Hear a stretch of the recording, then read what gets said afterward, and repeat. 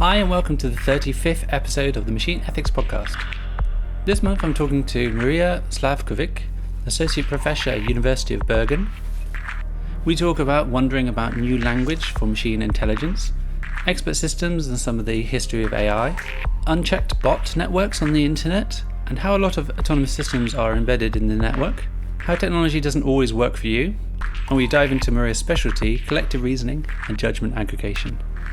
To find out more about the Machine Ethics Podcast, go to machine-ethics.net to see some of our past podcasts, more information, and you can contact us at hello@machine-ethics.net. You can also support us on Patreon at patreon.com/machineethics. There you'll find other content, videos, reading lists, and bits and bobs from the world of AI. Thank you and hope you enjoy.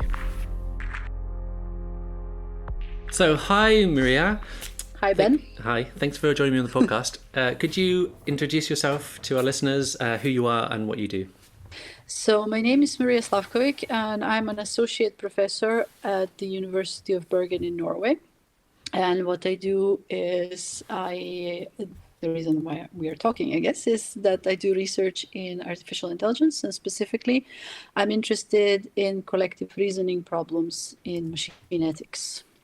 Great. The question I usually ask people is, because we have a varying degree of answers here, it sounds pretty basic, but to you, what is AI? What is artificial intelligence?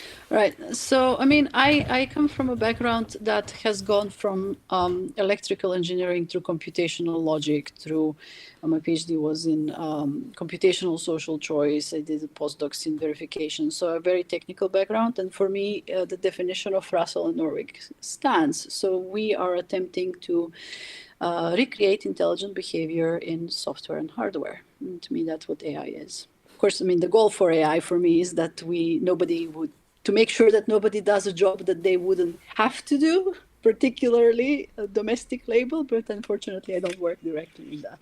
Right, so that's like the dream for AI, basically.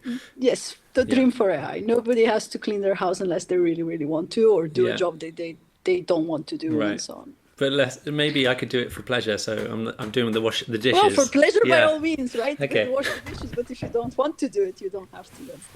Awesome. Okay, well, let's get there. So you spoke briefly about this label of decision making in machine ethics and all these terms.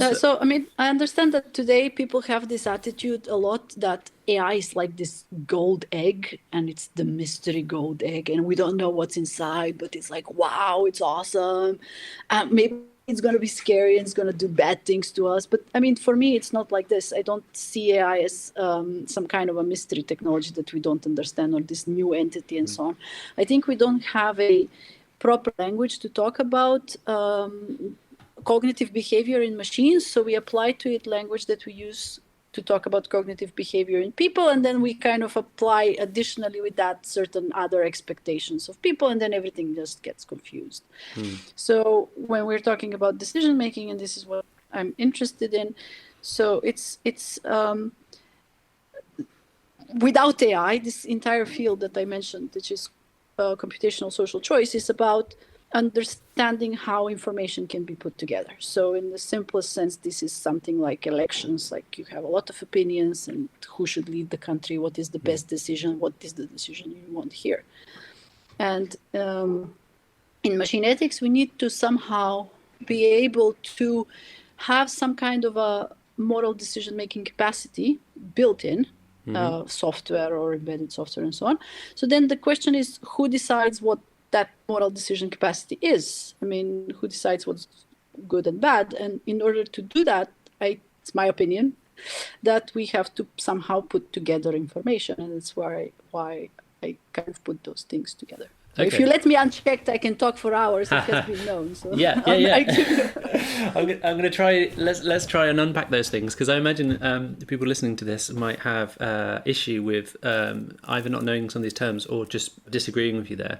So absolutely, what kinds of instances do we need machine ethics, or this idea that we give a program, an algorithm, some agency to make decisions? Right. So, the situation has what really fascinates me about this current narrative of AI is that AI has been with us since 1956, at least, since there has been computers, and it's just a moving border as to what we call AI, what we call computer science, right?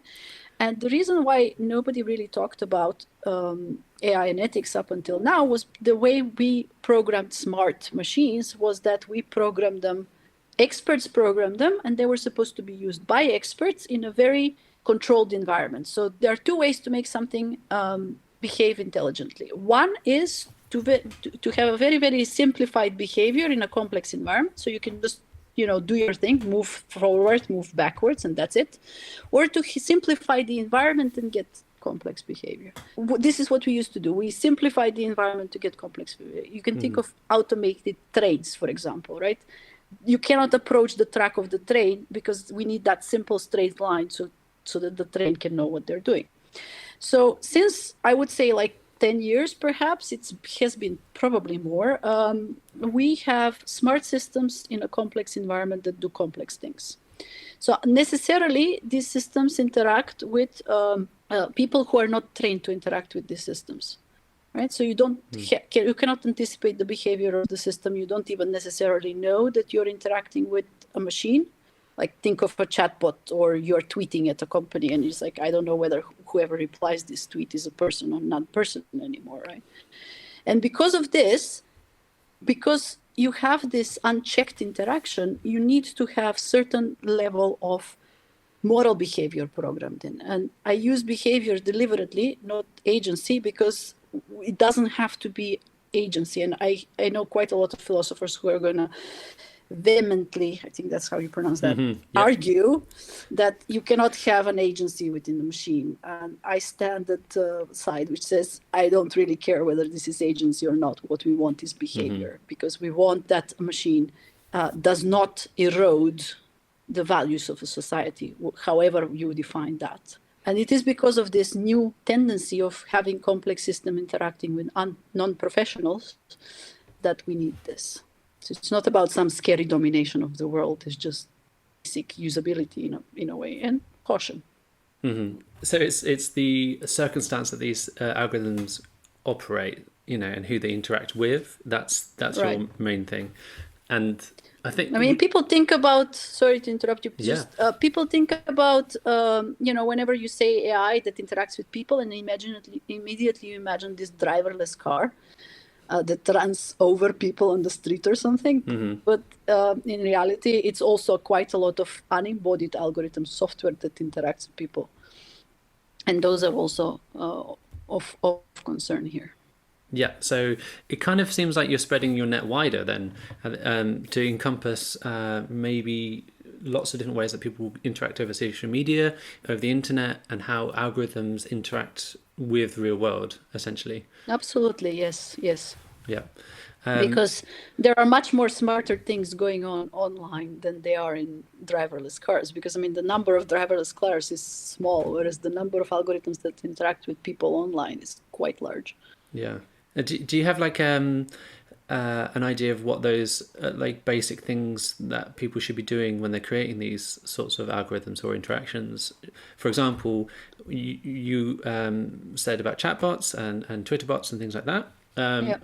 Could it not just be a simple thing that you could say, this is a bot, or I am Jeff the robot, or some sort of transparency there? Yeah, absolutely. That's one thing that you can do. But then how transparent is transparent? Because just saying I'm a chatbot or I'm a machine, it does not necessarily tell this person who interacts with it what its abilities are, what are the cornerstones of its abilities, because or how can I check for myself what this chatbot can do? And then people have very different expectations, from totally silly to I don't know, some sci-fi version of unrealistic version of software.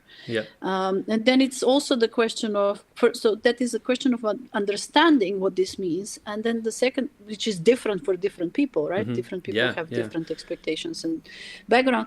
And then the second thing is, okay, if this is a chatbot, how can I influence it? Because when you talk to a person, then we have certain we have certain experiences about interacting with people, and knowing that you can maybe emotionally push them left, right, or appeal to certain humanity if you need something done, or to reason or whatnot.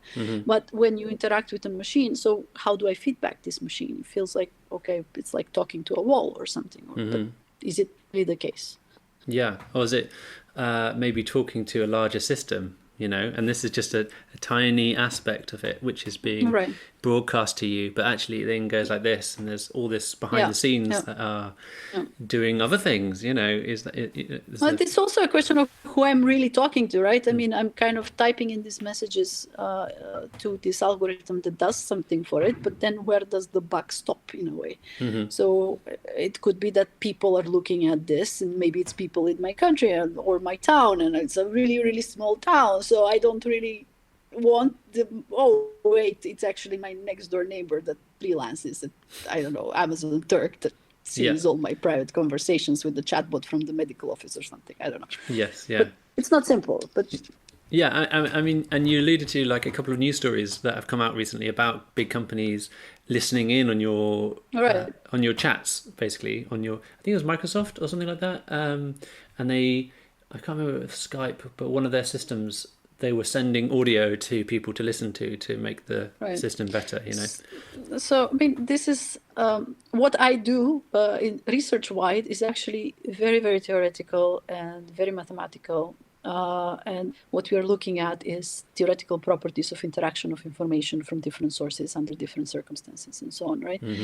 But the consequences of this is that it feeds into this big narrative of what happens with information when it just interacts. And this is what our information does right now. I mean, it's, well, I have to say that currently none of the systems that none of your apps, none of your browser systems in reality works for you, especially if it says free, then it definitely doesn't work for you. So the assumption is always has to be that somebody is reading this and listening to this, and there's some human processing. So if you work in AI, you are very, very well aware of the limits of what AI does. And whenever you see a system like this, you know that, there is a person that looks at this. Your only hope is that this person is somewhere far away and absolutely uninterested in meddling with your affairs, so basically. But that's the state of the art. Yeah. I mean, AI, if you look at the definitions, it says about that. One of these definitions says it's about building agents that behave ethically, right? Right. But we don't, in fact, build agents. We build parts of agents. And then we fill in the other parts with people's agency. Yeah, so you build the automated bit, the easy bit, maybe the bit that looks at lots of text, and then if it comes to a problem, then it will go and ask a human or something. Is that sort of system? Well, it's actually a lot more simpler than that. I mean, if you take something like, I'm trying to find a good analogy here, but I guess there isn't one. It's like your brain is not actually one unit, but it's a bunch of people, and they all do different things. Yeah. And then they kind of inform each other about what they have done, but in a very, very bad way. So, I mean, to say that the system asks a person for help, that would be already too advanced. So it's like, in the best case scenario, an example would be you have an image classifier. Is it a cat? Is it a dog, right? And then some person has already fed the training set, has classified a bunch of examples of, is this a cat? Is this a dog? And then you have automated classification, and it has a certain percentage of confidence as how sure the classification is, how certain it is. So that means that we have automated the recognition of cats. So then, in order to make sure that you don't take to make sure that mistakes don't happen, whenever this certainty is below a certain threshold, you program another program that says, well, it is below the threshold, do something. Yeah.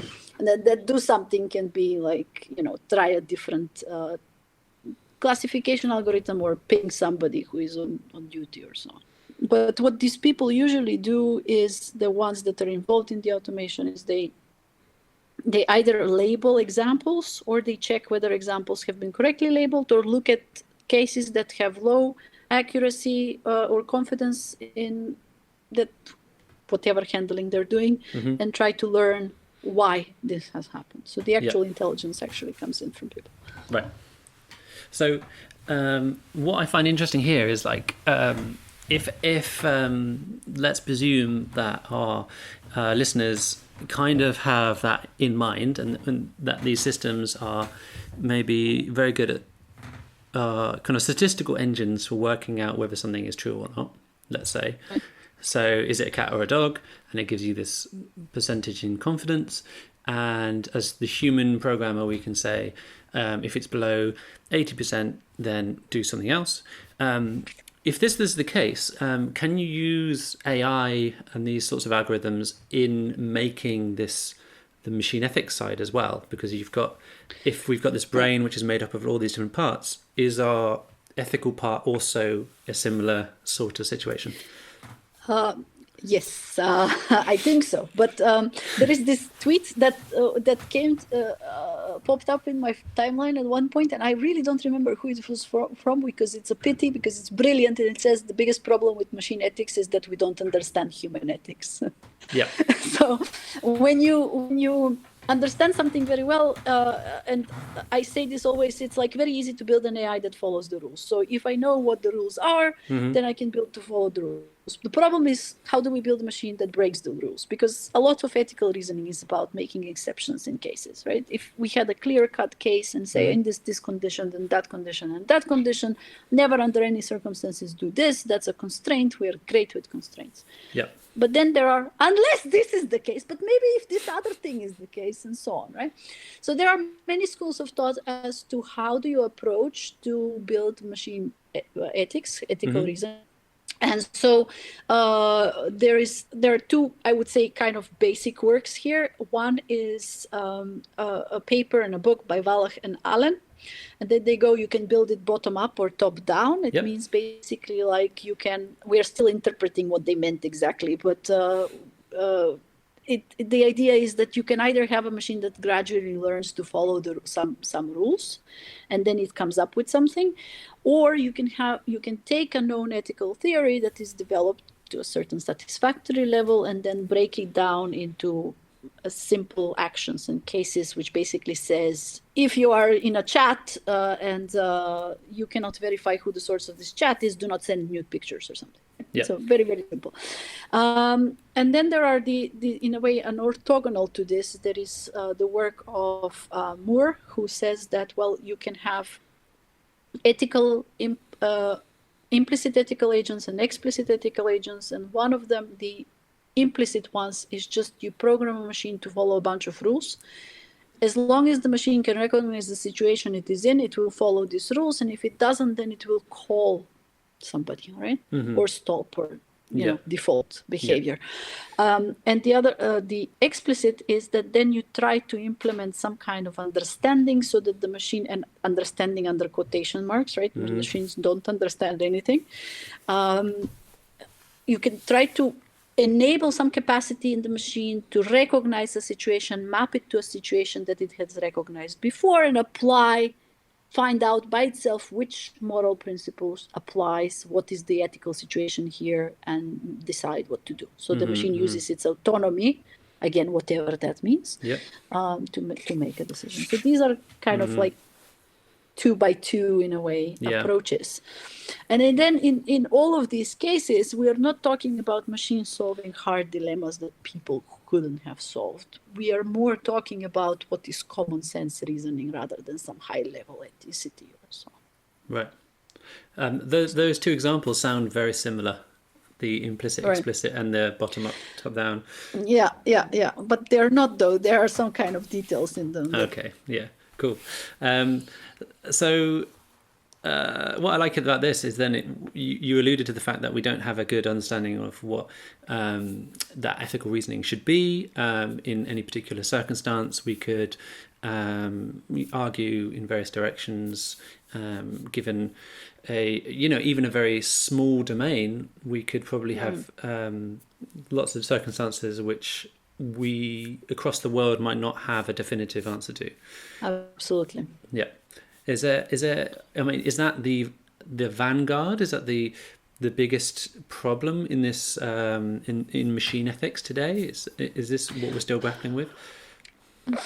So, I mean, if you take into consideration that machine ethics basically exists for 10 years, and I'm being very generous here, I wouldn't say there is one big problem. It's like a lot of, we are finding out the problems. I mean, we are mapping out the field right now and finding out, okay, this is a problem. The difference, one of the differences between engineering and research is that in research, we are looking for problems, and in engineering, we are looking for solutions, right? And so in this, in machine ethics, we're kind of pressed to do both. And we are still looking for what the problems are. So I don't think there is one solution that fits all. There is not one approach that fits all. And as you alluded, I mean, what is okay in one country, in one situation, within one family is not okay in another country, in another household, for example, and so on. Which brings me back to the beginning when I said you have these collective reasoning and collective decision-making situations, because then who decides what is right? So you have the law on one hand, which has aspects of morality in it, and then you have the society norms and expectations and so on, and values that as a society somehow we have agreed that we are upholding, and then you have the personal morals. And then all of them, in some situations, it's fine to just say it is illegal to build a car that does this way, and it's okay. But in other cases, it's like if you have something like these assisted living robot, let's say, that's supposed to help you in your old age to be independent in the house, and then it should decide, this is a very classic scenario in machine ethics works. The robot should decide whether it reminds you to take your medicine and you keep saying, no, I don't want to do it. And then, of course, it has to have respect for your opinions. But at one point, you have just pushed by the line, it becomes continue not taking your medicine. And then the question is, should it report to your children or whoever is your, in a way, deputized to do medical decisions for you, or to your doctor, or what should it do? And then there are people who want their children to be involved and would love their children, for example, I use children here, but it could be like really anyone, who want their closed ones to be involved, and who would prefer that they are the ones who are informed. And then there are people who would rather not, who have this other sense of pride and say, no, I would not want. In which law, in which country should be employed to make this decision? Nobody should make this decision for you. It should be just you as a person. To me, this is the current problem that I'm looking at. So how do we put what is ethical opinions from several people into something that can be then defined, that can be the definition of this is what we need to implement? And then we worry about how we implement it, because that's not simple either. Let's move on to that in a second. I just wanted to interrogate this a little bit further. So we have this idea that you want the person to be independent, right? So you want their autonomy Right. in your old age, but they might, in your example, not be taking their medicine, and that might be quite detrimental to their health. Right. And there are instances where the robot maybe can call someone, call home, Right. and say there's an issue, or it might persist in trying to get them to take their medicine, or whatever the ultimate answer there is if they say no. So given that's the case, are we not just in a position, let's say, where this is all just basic reasoning that we all have to do? We live in this new digitized environment, and we just have to get to grips with it and have a lot of people thinking in depth about specific issues and problems, and then we'll have answers? Or do you think it's a bit more fluid and complex? It would be basic reasoning, but then the question is like, okay, fine. What is basic reasoning? And I'm asking you here, and it's like, okay, you have 3 friends, you are deciding that you're trying to choose which restaurant to go tonight. Yeah. So how do you choose?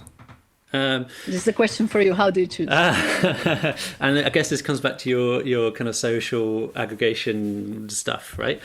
Right. But yeah. So I mean, it's like there is this idea that we have these systems, and then somebody has built all these theories. And in a lot of cases, we have done that, and we still use the less efficient ones. I'm directly talking about voting here. But there is no social choice theory that talks about how do you aggregate moral information. I can't even call them preferences because we don't even really know what they are, right? Because there was no need to do this. I mean, why would you do that? Why would somebody aggregate moral? Because this is not how we decide what moral is in our society. We have some kind of an iterative process of trial and error, and whatever sticks after a while becomes the moral norm of society. We don't have a voting for what is the moral today in our society, right? You don't go and say, well, I vote that this is bad. We don't do that. So the theory doesn't exist, and this is what I'm looking into. Do you think? It's like, yes, it is basic reasoning, but we haven't done it. Do you think? I have a hunch that actually that sounds like an awful place to be. If you give people the vote on some sort of moral inclination, and they vote for Brexit again, they make maybe a choice which is not advantageous for society as a whole because they're thinking individualistically, then surely maybe that's not the best route forward. Right. So this is the thing. I mean, whenever I say voting, people immediately think majority. Sure. Right? Or plurality of some kind. And let me just set the record straight. There are many, many clever ways in which you can vote that do not involve majority or plurality. So majority is great if you are putting together preferences, like where do we go for dinner? But if you're trying to find what the best solution is, there are other ways to do it. Right. So you're trying to find the truth. There are other ways to do this. It's not necessarily majority. Okay, so that being said, so this is the way we use language, right? And we kind of apply intention to things without doing it. And I just became aware of this recently, where I was saying consensus, and people were immediately like, yes, majority. And you're right. I mean, it is a very bad idea to use majority here because it is very personal. And then just because I happen to be among a group of people who are non-vegetarian doesn't mean that I have to start eating meat all of a sudden, or vice versa, right? And that's why I'm saying we don't know how to put things together, because it is not. You should somehow take everybody's opinion into account, but then there still has to be something that is consistent and coherent, and it's a new territory. Super exciting. Yeah. So you're working on this kind of open question of yes.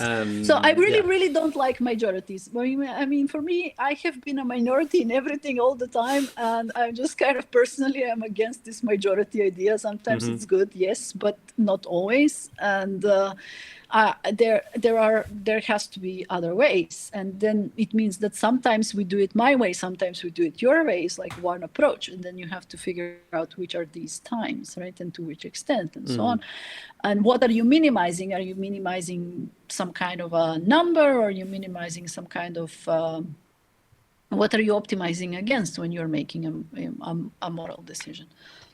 So this all is very complicated in the sense that it involves a lot of disciplines. So it's not something that programmers can do by themselves, or computer scientists or AI researchers and so on.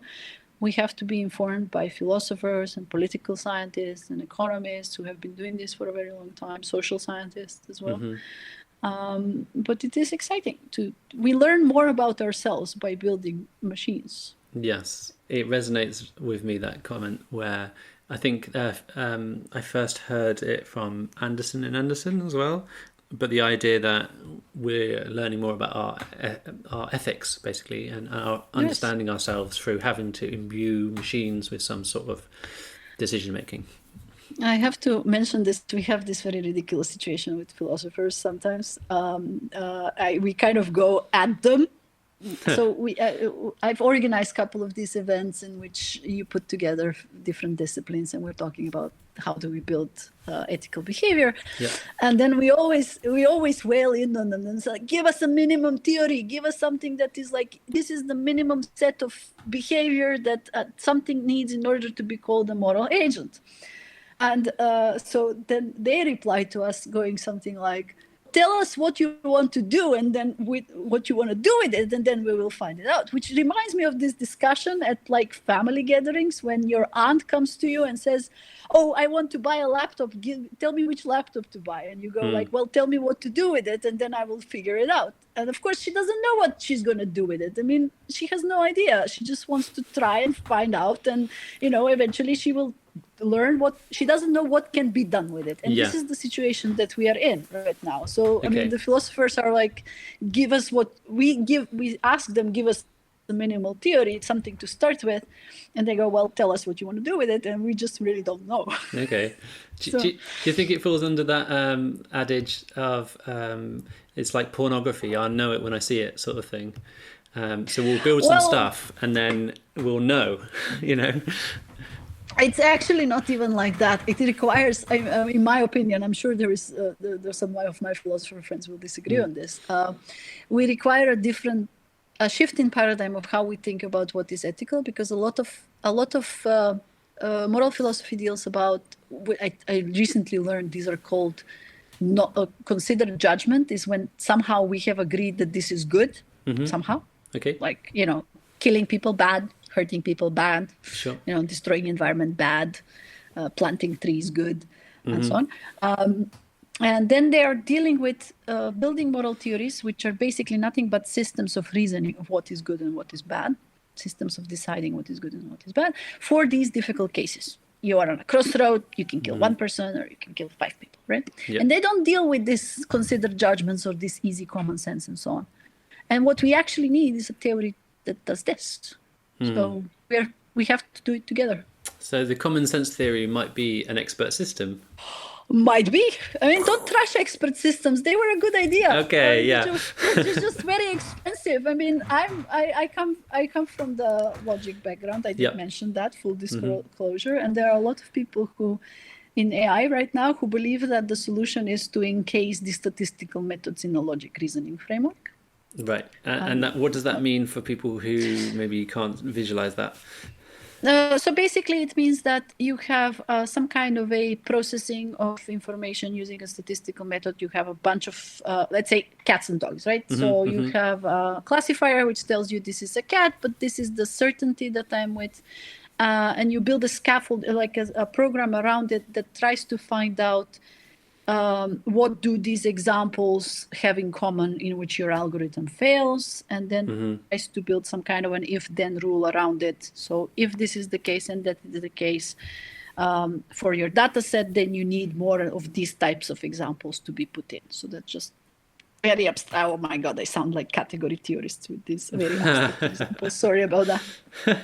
That's fine. What's wrong with category theorists? Oh no, nothing. I just make it's my kind of metaphor for when you make an example to clarify something, and then your example is let S be. Your intuitive example is let S be a set. That's the intuition, and I think I use this here. I went for an intuitive example and I ended up with like a system with the things and another thing. Yeah, so. And then it's easy and it self updates, right? In that example. Right. I mean, so of course this is an abstract idea. So the abstract idea is to use rule-based systems to reason about the data set or to reason about the label, the classification that is being produced with a particular data set in order to. So the biggest problem with statistics-based systems is that when it fails, you do not know why it has failed. Right. And so knowing why it has failed is very informative. Yeah. And so this is some kind of intelligence, and we are trying to build that back with reasoning about it. Yes, and that can help us in certain circumstances that we can maybe avoid cataclysmic errors because you have some sort of feedback loop there to say this is probably going to happen because of this. It has to be said that cataclysmic errors can be avoided by understanding when you should use statistics-based methods and when you shouldn't. That's step one, right? Sure. And once you have decided it's okay to use them, then you can make them work a bit better. Okay. But again, I'm not saying I know how to do this. I'm just saying this is the vogue right now in AI research. Right. Did you want to talk about the work you're doing in the judgment aggregation a bit more, or? You asked me about judgment aggregation. I know. I was looking at your stuff, Is and I was this like, good for your viewership? I don't know. Yeah, we'll see. Because I was looking at your publications, and I was like, oh, I kind of understand some of these titles. This one, I have no idea. So Okay, so I can tell you what it is. But remember, you asked. Okay. So this is this more general voting theory than voting. Let's put it this way. So Okay. in voting, you aggregate preferences. And in judgment aggregation, instead of saying I like cheese better than cake, for example, and so on, instead of comparing cheese and cake, you have some kind of a question which says, is this thing true? So you have a series of questions. Is it true that Brexit will happen on the 31st of October? Yes, I went there. Is it true that this will be bad for the economy? Is it true that we should avoid, if this is bad for the economy, should we then try to not make it happen, and so on? So you have a series of questions, and the answers to these questions are usually true or false. And then you cannot freely give answers to the questions because they're logically related to each other. So the classic, this comes from legal theory. In the 90s, they observed that if you have, this is called the doctrinal paradox. This is the seminal example here that kind of started the field in a way. You have a defendant and you are trying to decide whether or not they are guilty of breach of contract. And you have three judges who are supposed to decide this case. Is the defendant guilty? And then the law says the defendant is guilty if and only if there was a contract and the defendant breached it.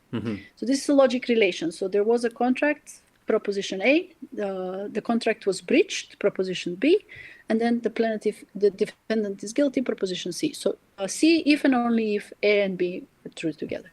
And so then each of these three judges are deciding which of these questions A, B, and C are true or false, but they have to be consistent. You cannot violate the law. You cannot say there was no breach of contract, but there was a contract, therefore the defendant is guilty, because that is not according to the law. So individually they have to be rational. So then how do we put together the opinions of these judges so that you get a collective decision that is rational? And then it was discovered by Kornhaus and Sager, these are these law scholars in the US, that if you vote on issue by issue, so if you first decide whether there was a contract and whether there was a breach, then you are going to convict. But if you are, in some cases, right, that you will convict, but if you instead only look at the individual decisions, that you're not going to convict, and it makes a big difference. So then it was discovered that in these cases, when you have logic relations between the questions you're asking, you cannot just pull the information question by question. You have to do something else. And then it was discovered that this, in fact, is a general framework for voting, because everything that is a aggregation of preference, you can, in fact, represent as aggregation of what we call judgments. And this is a complex system in which you make collective decisions. And this is what I have spent quite a lot of time looking at. How do we make decisions in this type of... So just to go back to that example, so what you're saying is that it's better to ask whether A and B are true together rather than if A is true and then also B is true. Is that right? It's different. Better depends whether you're the defendant or the person whose contract was breached. Yes. Right? But, so you might get let's say there's a grid of true and false and then A, B, and C. You might get A, B, different answers from the different judges. And therefore you can't make a definitive answer to C. But if you ask each judge to whether A and B together are true, then they can only say there's less preference there, almost. There's less to deal with. Yeah, so I mean, if you search doctrinal paradox, you will find infinite examples of this. Okay. But it's basically illustrates that certain problems are too complex to be represented as a single question, and you have to break, like for example, Brexit maybe can be said, and then you have to break them down in simpler questions. But then when these simple questions inform each other, the answers on them depend on each other. So then you cannot just do pooling, you cannot just do majority, because what you get, even though everybody is individually rational, what you get is collective irrationality. And then in these cases, like you cannot just pool. You have to have something smart to do. You have to do something else. Which happens to be computationally very difficult as well. But, so you might have lots of people who say, so let's say there's 100 judges and there's no definitive answer to A and B from 100 judges. What do you do there? Yeah. Well, there's no majority, let's say. There is no majority, right? So, okay. I mean, one approach would be to somehow look at the issue that has the most strong opinion. So let's say 99 judges say A is true. So you start with that and you said, okay, A is true. Then you have 60 judges saying B is false. And you say, okay, can I add B is false to A being true? Is this consistent? Yes. So then you add B is false. And then you see the left around issue. What do you deduce from what you have already figured out, right? So that's one way to look at it. Another way is to look at this input from each individual source as a unit of information, as a piece of information as a whole, and then try to see what is the similarity between all possible, this one and all possible truth values that you can give to these questions. And then you average out through these similarities. You use what is known as Kemeny rule. There are many. And then depending on how you define similarity and how you put them together, what your aggregation function is, you get a different... it is well-known secret in voting theory that the one who chooses the voting role chooses the winner of elections. And the same rules apply here. So that opens up a lot of questions. So, yes. So then if to pull it together with moral reasoning, what I'm saying is that in moral reasoning, we have yet another problem in which you have relations between the judges that make decisions, right? Between the stakeholders in this particular case. So it's not just their opinions, but they somehow relate to each other. So I am influenced by society, I influence society, the law influences me, do I influence the law, and so on. And so then it's a different theoretical problem than just trying to find out what the truth is, as is the case with this. And when you're talking about truth, you talk about rational, logical truth rather than some sort of I'm talking ethereal... about, I apologize to the philosophers. What I mean here is the specific instance when the truth can be known, except not just now. Things that do have a truth value, unlike things like, so preferences, for example, they don't have a truth value. So I can say red wine is better than white wine. You can say white is better than red, and we can coexist in this world, and there is no inconsistency, right? Yeah. But I say red wine is cheaper in France than white, and you say white is cheaper in France than red, then one of us is right and one of us is wrong. And these are the type of instances I talk about when I say But truth. Red wine is better than white wine, so there is a truth there, right? No comment. Good. Bad white wine is better than bad red wine, as we all know. Damn it. That's the real truth, isn't it? Yes. So I fear that we could talk all morning currently. So I was wondering, before I ask the last question, if there's something that you wanted to add, which we haven't quite covered yet. Well, many things, but I should not go into a rant. I would like just to say that the most crucial thing in machine ethics and AI right now is the fact that we use language wrong. And there's a lot of confusion into what AI is, what AI can do. And in my opinion, this confusion comes from the fact that we use the language we use when we talk about people to talk about AI. We need different words here.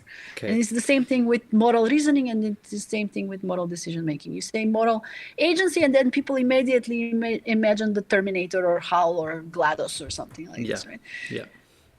We're talking about common sense. We're talking about when you program a robot to bring you a cup, a clean cup, you say, robot, bring me a clean cup. That robot is able to do so without yanking a cup from somebody's hands. which is what a person wouldn't do. Right. So there's a long way to go in the foundation of the common sense rules to get us to any of a more Terminator-based scenarios, which obviously is easier to talk about in the media and things like that, which is quite aggravating. But do you get equally as upset about that sort of thing as I do when people are talking about this? Oh yeah, totally. Okay. I have to say that I have started that the only way out of this is to just train yourself to understand that when people talk about AI outside of AI research, they're talking about something else. They're not talking about the research. They're talking about this societal, psychological concept rather than the research of AI. Okay. And that is the only way to sanity, because otherwise you just go like, no, it doesn't believe anything, it doesn't feel anything, it doesn't decide anything. It's just like, it's a program, it's an algorithm, just stop it. But you just get upset. And okay.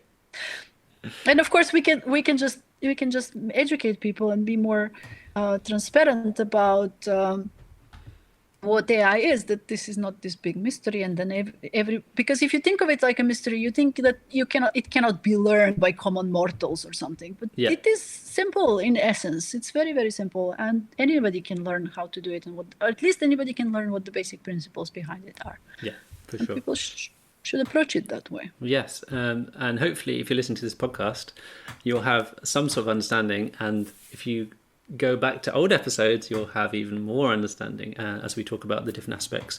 And specifically in episode 18, we talk about some of the foundational stuff.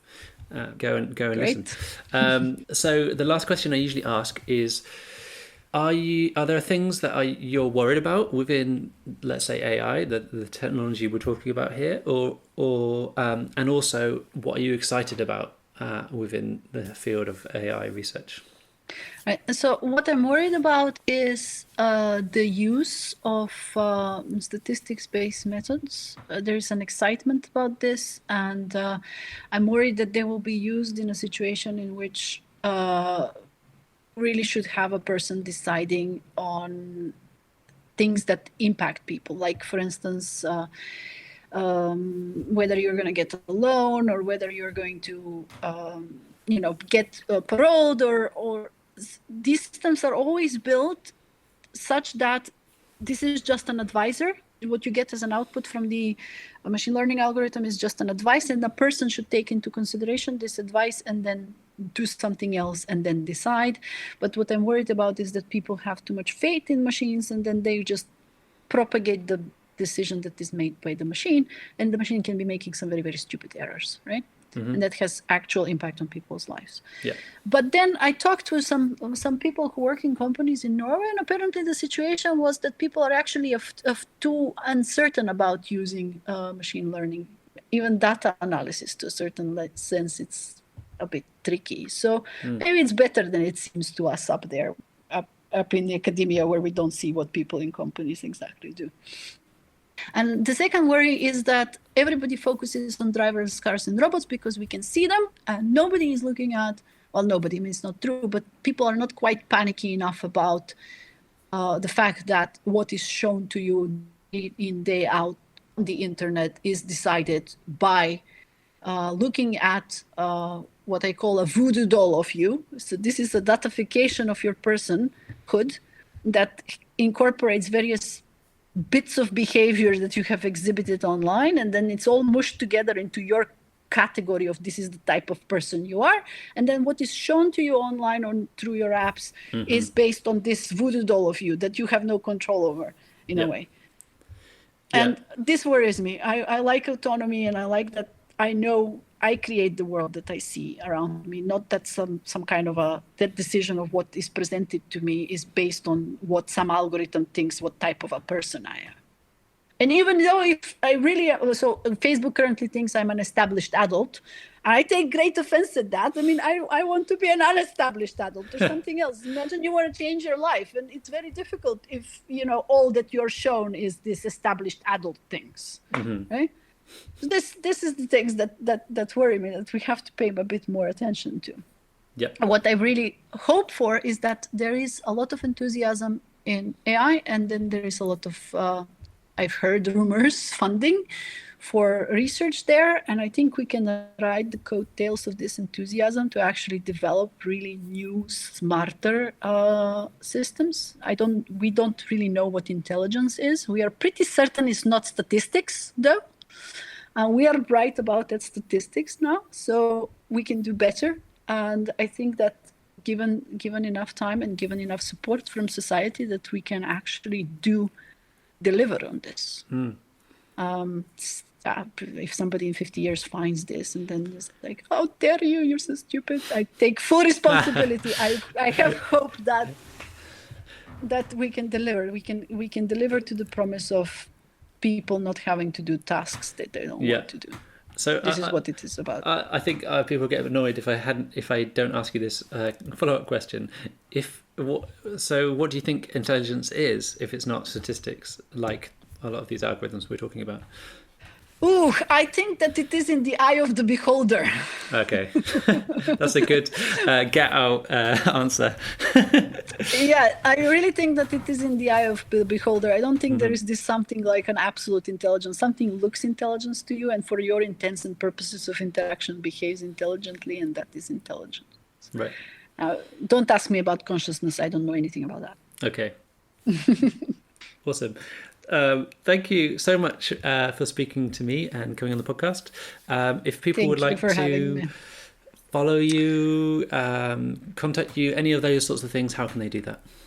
Well, I'm on Twitter. I'm very boring on Twitter because I'm kind of half torn between everybody professionally sees this and I just want to rant about things. So, follow me at your own, I would say. And then my publications are typically online, and I do give a lot of public talks, it seems, not on judgment aggregation, mysteriously, but on machine ethics. And so where these talks are and when are, they're usually on my webpage. And if you just Google my name, there's another person with my name that does research in biology, not that one, the other one. The other one. Great. So thank you very much. Thank you very much for having me. It was a pleasure to talk to you. Welcome to the end of the podcast. Thanks again to Marija. It was a super interesting conversation. It was very exciting to be able to ask some of those more specific machine ethics questions with someone who is light years ahead and is doing her own work in this area. So I really urge you to check out some of her work and find out more about what I think about our conversation on our Patreon, patreon.com/machine ethics. Thanks again, and I hope you come and listen next time.